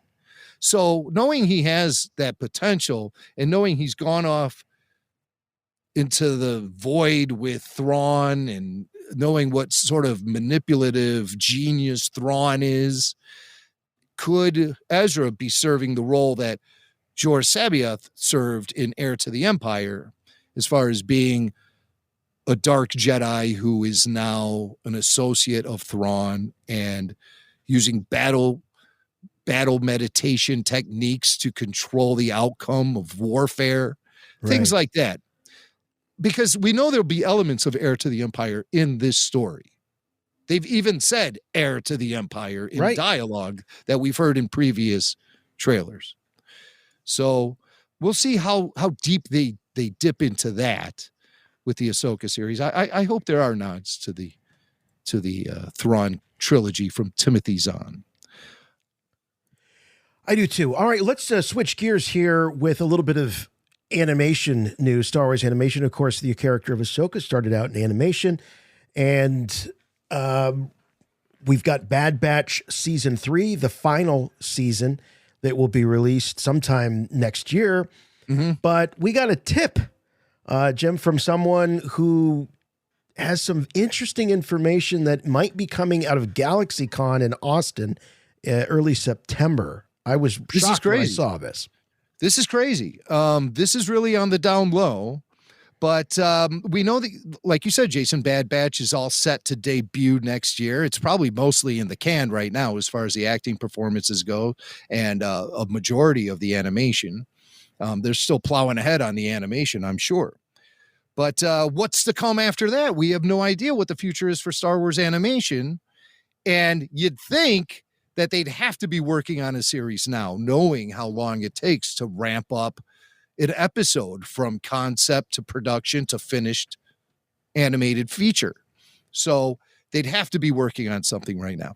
And this is really interesting. This was found by loyal RFR listener Jeremy Hopper, who apparently is planning on attending GalaxyCon in Austin the first weekend of September. And he did some digging around on their website, and he found that there's going to be a panel featuring Ashley Eckstein, Matt Lanter, and James Arnold Taylor. They've been on tour all over the place. So many cons over the last couple of years. Oh, by the way, happy 15th anniversary to the Clone Wars this week. Yes. Was the debut of the feature film, I think. But he found this panel happening on Friday, September 1st, GalaxyCon exclusive. Main cast of Star Wars The Clone Wars announces new show. Join Ashley Eckstein, Matt Lanter, and James Arnold Taylor, stars of Star Wars The Clone Wars, as they announce their new animated series. Go behind the scenes, get exclusive cast information, watch a sneak peek, as well as a special video from another surprise cast member. Don't miss this exclusive announcement alongside the creators of this brand new original series. What do you make of this? Well, I went on the GalaxyCon website and I could not find it. Oh, I found it.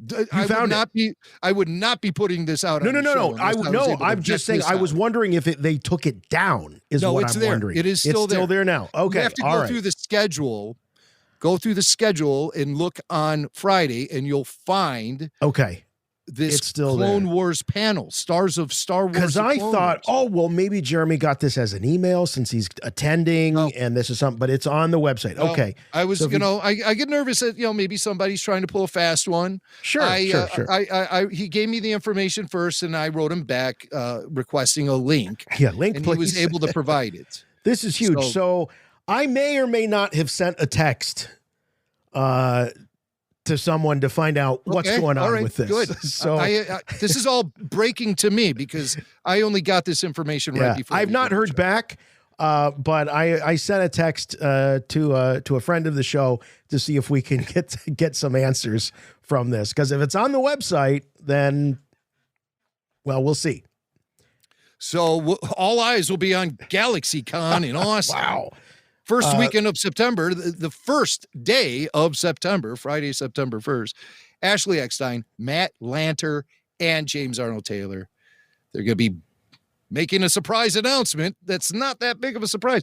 I wonder if we'll be able to tap into a live feed of this. I'll be looking into that. So okay. Yeah, this is a big deal. I mean, they're not just saying that they're going to announce a new show. They're going to have exclusive information, sneak peek, and another cast member. And this, if the first thing I thought of, Jim, is, are they talking about Tales of the Jedi Season 2? And I'm like, no, that's already been announced. I don't see that as being something that would be something like I think they would run with that title, talk about the new season of Tales of the Jedi, not their new animated series, and announce this is not an announcement. But I mean, there is an actor's strike going on here. There is an actor's strike. How can this possibly occur? I don't know. And why Austin of all places to announce it? Yeah. It's a mystery. It says Ashley Eckstein, Matt Lanter, James Arnold Taylor, as they announce their new animated series. New is capitalized, all caps. I don't see how this is happening, folks, but I'm just reporting on what. Well, like I said, I sent off a text to see if there's any. It just seems absurd. Yeah, it does to me too. That's in 12 days. Yeah, 14 days as we record the show. 2 weeks from today. Right. This thing is supposed to be happening. Right. We'll bring you the details as we get them. In some less great news, the Singapore location for the Lucasfilm animation has closed. The Singapore facility that opened up back in 2004. It was very exciting as Lucasfilm was really forging ahead with their plans, is creating this animation studio.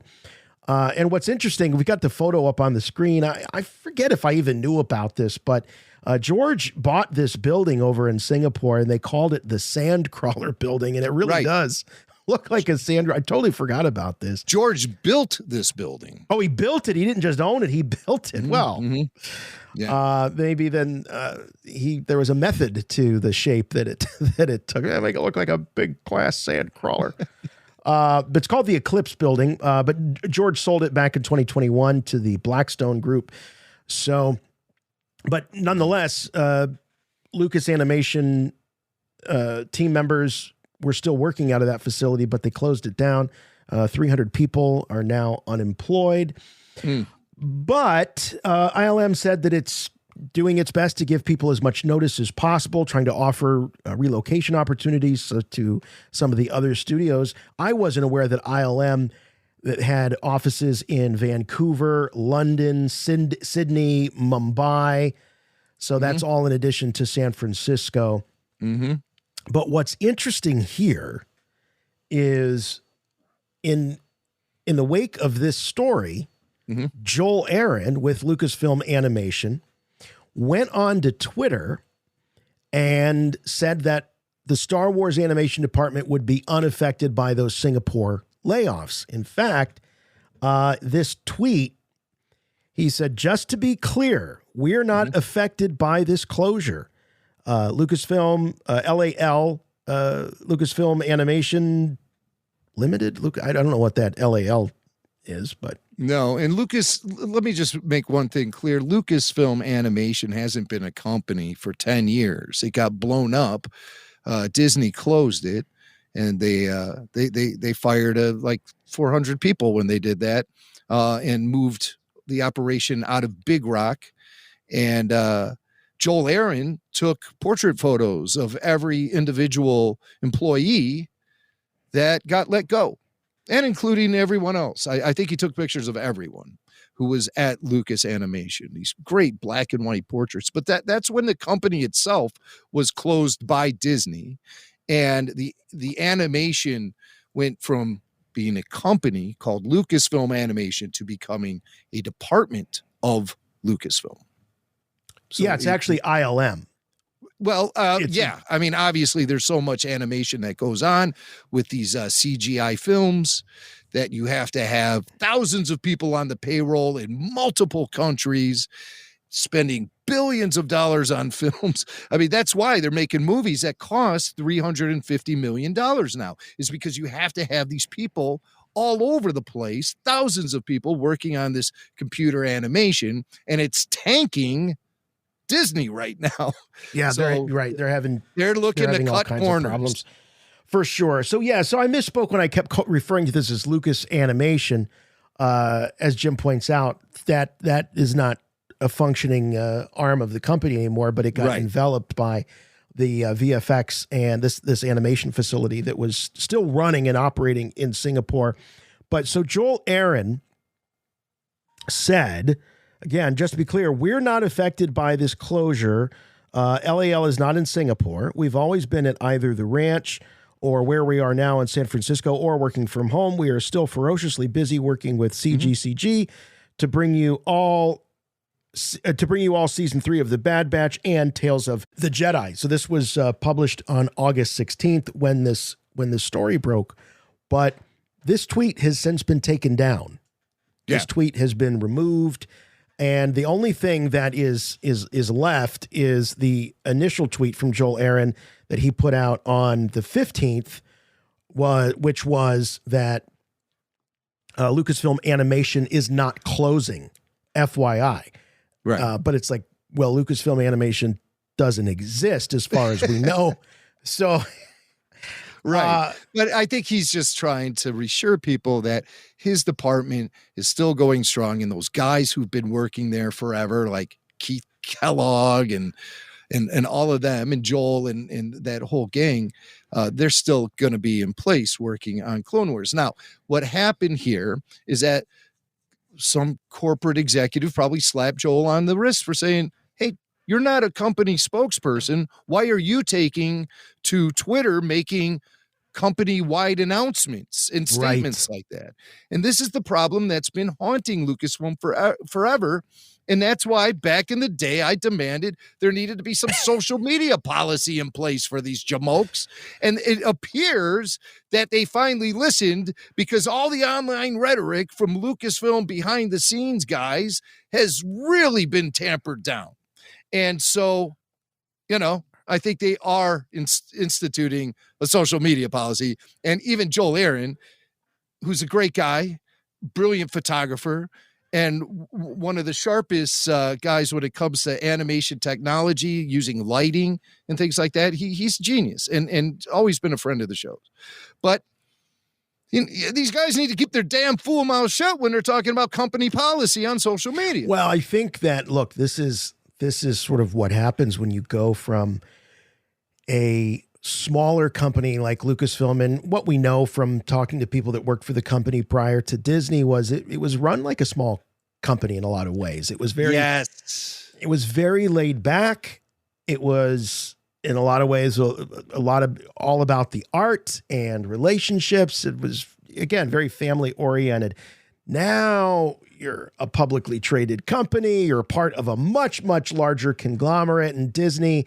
And you've got armies, literally armies of lawyers, attorneys looking over this stuff, every tweet, everything, because you don't want to be saying anything publicly as an employee that could impact the stock at Disney, which is so vulnerable right now. And they're having all kinds of problems with the reassuring their shareholders. So this is, bad news. Don't do that. So it's no surprise that it was taken down, but still, I think we can walk away from this saying that the closure in Singapore is likely to have little to no impact on the end product and what's already in the pipeline for animated programming coming from Lucasfilm. I guess we don't call it Lucasfilm Animation anymore. I don't know what whatever the brand is. But it shouldn't affect us as fans.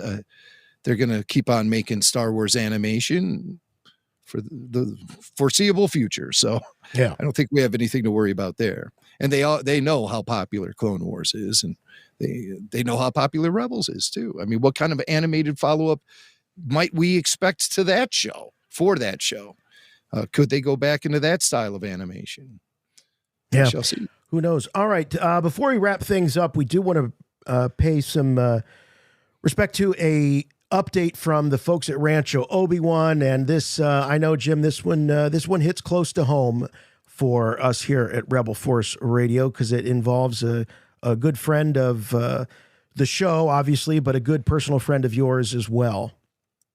Yeah, there's been an update from Rancho Obi-Wan. The gala, unfortunately, that was scheduled for October 21st is not going to happen. It's going to be postponed to 2024, date TBD. And the reason is because you guys have heard me talk on the show a lot about Stu Levy, who is a dear friend of mine, and he is husband of Rancho president and curator Ann Newman. He has been taken seriously ill, and it's been a tough couple of weeks for Stu and Ann, and he's been in a hospital. Good news is that he is coming home, but he has been suffering from some issues, and it's been serious stuff. They've had him hooked up to machines, all that stuff. And Stu's a tough guy. He's a proper Jedi, and he is going to pull through this. I know he will. My relationship with Stu and Steve and Ann, and I mean, it goes beyond Star Wars.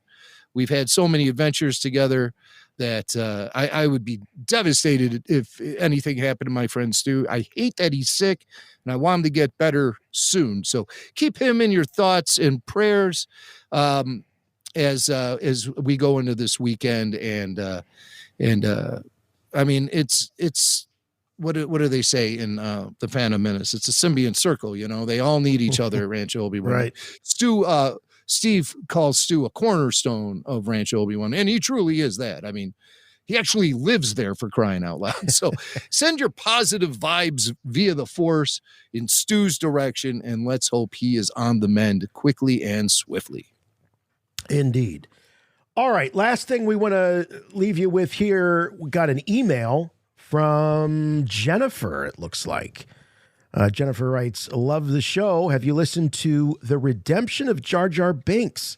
It is a documentary podcast series with 6 episodes that sheds new light on how the character came to be and what Ahmed Best went through after creating him. I learned a lot and think you would like it. I've never heard of this, Jim. It's new. It's from the TED Talks scene.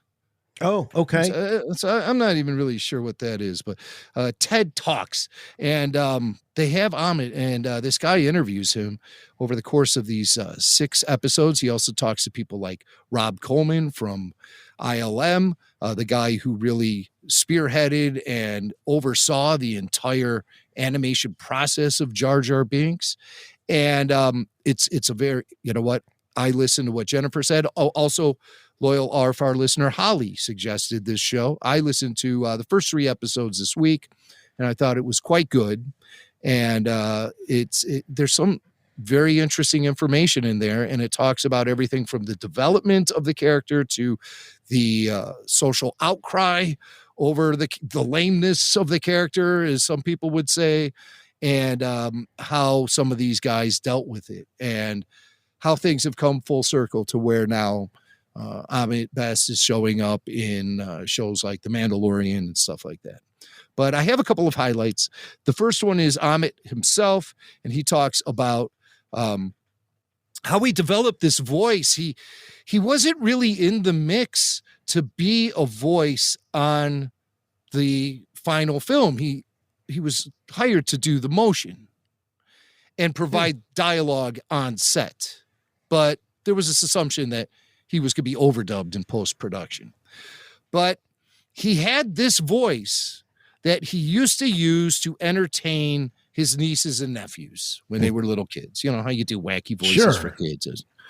So he had this one in his back pocket, and he talks about the time he first performed the voice during the initial table read for The Phantom Menace and the reaction he got.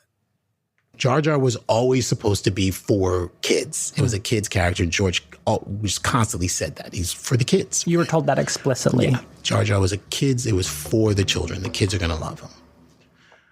And so at the table read, which was when I first met everybody, which was nerve-wracking, there was this moment where I was just like, should I do this voice or should I just read it as me? Because it's not Cass. I don't know.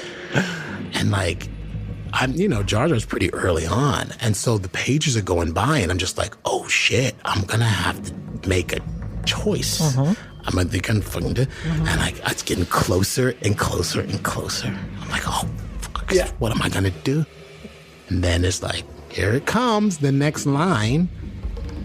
Oh, boy. And then it comes out and I do it. And what's the table reaction? They love it. Yeah. Everybody loves it. George was like, oh, that was great. Let's just use that. Let's use that. We don't need to hire anybody else. That also happened to Ian McDiarmid. Ian McDiarmid thought he was going to also be overdubbed as the Emperor, but he just on set was delivering lines, and George kept it. It's so hard for Ahmed because there was just so much care and love that went into the character, and these guys were all working with each other and getting their approval from George Lucas. Like filmmaking royalty was giving them the thumbs up on what they were doing. They were doing what he wanted them to do. So they were just so built up about this, and then the public reaction was just so deflating that I almost hear this sound in Ahmed's voice when he's recounting this stuff, where he is like looking back on how he felt about the potential of it all when it was unfolding. And then, recounting this now with the whole experience of the fallout once the character hit screens and people were seeing it. You hear it in his voice a little when he recounts these stories, I think. So I find it a very interesting thing to listen to. Also to hear accounts from guys like Rob Coleman, who tells this story here that I've never heard before, about how immediately following the release of the film, Rob was in New York with Lucas, and they were doing press like the week the film came out.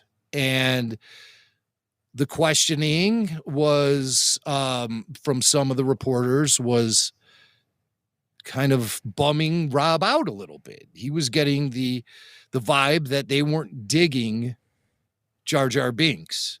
And so he talks about how he flew back to San Francisco with George on George's private jet as George's assistant hands him a stack of reviews. And he starts going through them. And he talks about how George then helped him deal with the Jar Jar criticism and hatred for the character. George had an angle, and he expressed this with Rob Coleman as the initial reviews were coming in. I was fortunate enough to be asked to fly back with George on his jet And so we took off from New York and we're flying back to California. And I was sitting up front and I was kind of feeling, I don't know, confused. Someone in PR had given him, back then, it's 1999, there's no iPad. It's a stack, it's a ream, 500 pages, what it looked like, of all the printed reviews for the films. And I was watching George go through them over a couple hours. He read everything. And then he looked up and he waved me over and he said, you don't look very happy. And I said, well, I've seen some of the reviews and I just thought we'd created something amazing. And he said, did any of the reviews say that he didn't look real? I said, no. Did any of the reviews say that he didn't feel like he was in the scene? I said, no. He said, did all the reviews actually treat him like he was an actor in the movie? I said, yeah, they did. He said, well, then you did your job, didn't you? Because they just don't like him as a character. That's got nothing to do with the work that you did. You should be happy with his reviews because they treated your character like he was real. I'm like, okay, thanks, George. Appreciate that. Wow. But that's a great take. That's George Lucas for you. He's very focused, and he sees that Rob is upset because the character wasn't well received, but no one was denying the special effects wizardry that was going on in the creation of that character. Right. And so Rob shouldn't really sweat it out if people didn't actually like Jar Jar, because Rob wasn't committed to that. Rob was committed to making the character look real. That's how George sees it, but I don't. I know Rob was more committed to that. And Rob dumped a lot of love into that character. And he wanted the character to be appealing. Just because he was able to pull off the technical feat doesn't strip away his emotion, the emotion that his personal dedication to the character itself, which had to be in place to bring the character to life in the first place. Like, George is overlooking all that. Yeah. Technically it's great. You got nothing to worry about. I hired you to do technical stuff. It's like, well, George, so the reason why it works is because, but he's not going to. George is just putting a little Band-Aid on the wound. But Rob needs stitches. Band-Aid ain't going to do it. Yeah. I think if I would have been Rob, I'd have probably been like, okay, good. Yeah. I feel better. Yeah. I would have looked at Jordan and said, no, they didn't like your writing, George. Right. Right. How could you blow this, Lucas? I didn't like him as a character. The time or place. That wouldn't be the time and place. No. You would accept that glass half full from George and say, thank you, sir. Yeah, absolutely. Yeah. You might have been out that plane like Goldfinger. Chewie, get us out of here!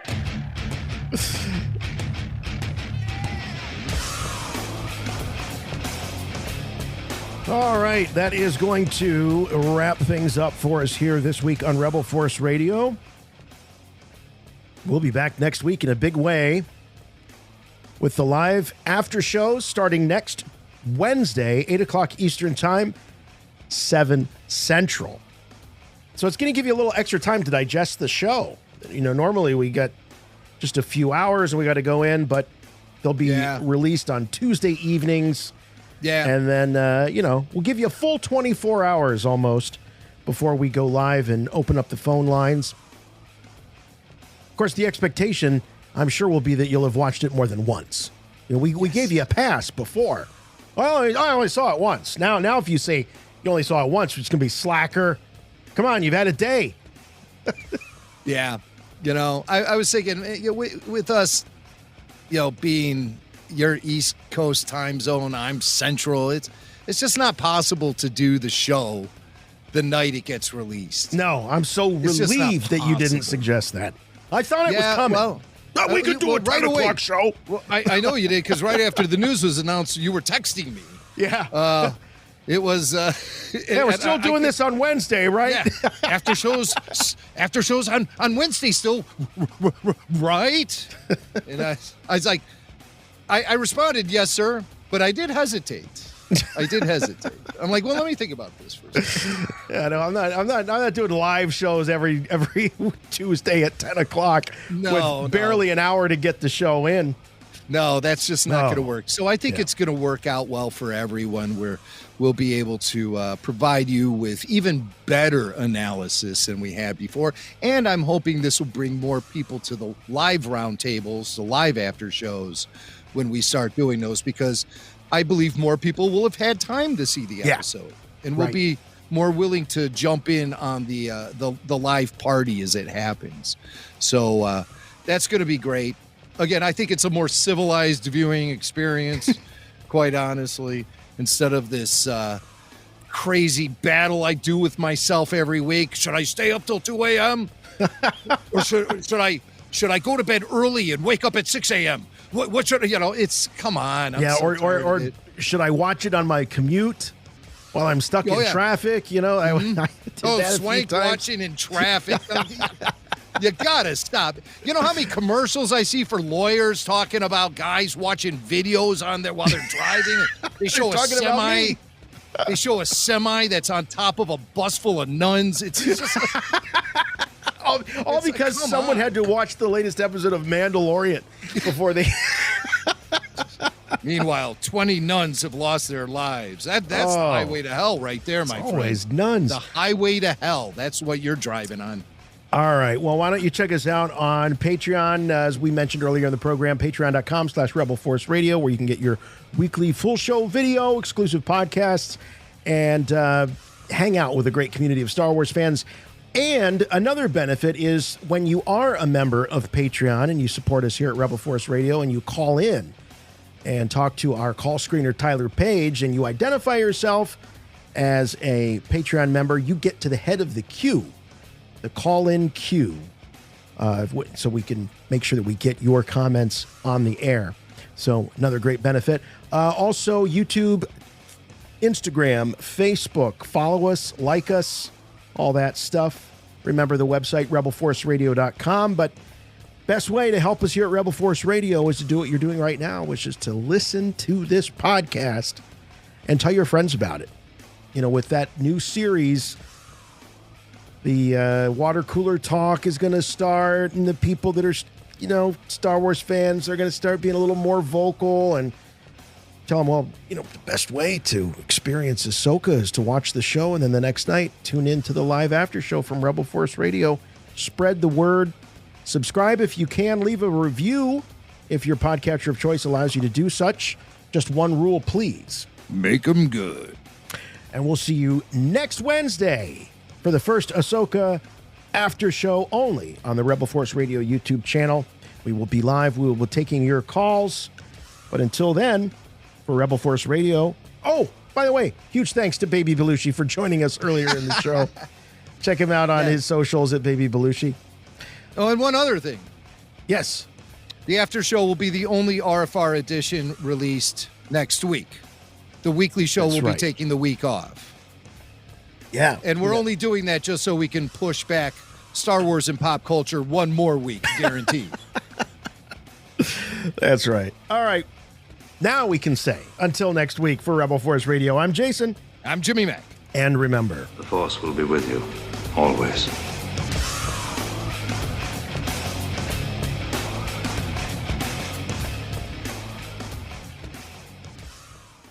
Rebel Force Radio, baby!